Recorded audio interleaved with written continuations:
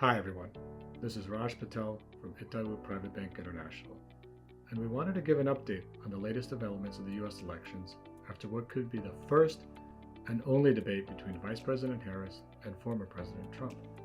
The topics discussed included inflation, the economy, immigration, abortion, energy policy, foreign policy, and both candidates' record.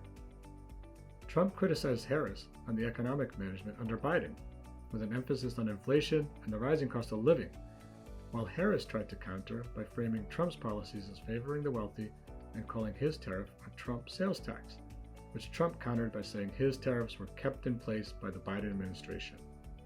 On immigration, Trump discussed how Harris has performed with the border policy, while Harris discussed how Trump stopped the efforts to pass a bipartisan immigration bill this year by telling Republicans to block the deal.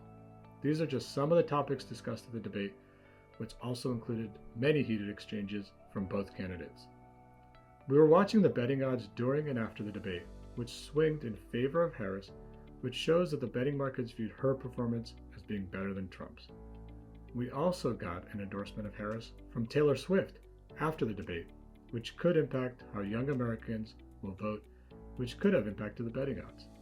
As an example, Predicted, which had Trump with a 50% chance of winning the election before the debate, dropped to 47% after the debate.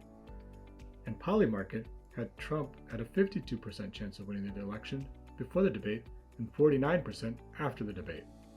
The odds that the Senate will be controlled by Republicans still stands at more than 70%, and the odds that the U.S. House will be controlled by Democrats stands at more than 60%, which should balance the power of the U.S. president, as neither party will have full control of all three branches of the government. We wrote this week in our weekly Globe publication an update on the election and what are the impacts for markets. Historically, volatility tends to increase and equity market performance tends to be weak right before the election, and then volatility drops after the election, and equity markets tend to perform well after the election. There could be sectors that outperform and underperform as well. Energy, as an example, where it is viewed that Trump would benefit the oil and gas sector while Harris would benefit the clean energy sector. As it relates to the economy, Goldman Sachs put out a research piece that discussed the economic impact from the policies that have been announced by Trump and Harris. The good thing is that the range of outcomes impacted their economic growth forecast for 2025 by less than 1% under the different scenarios, with a divided government, which seems to be the most likely outcome, having less than a 0.5% impact to GDP. Next, we will have the first and what could be the only vice presidential debate between Vance and Walz on October 1st.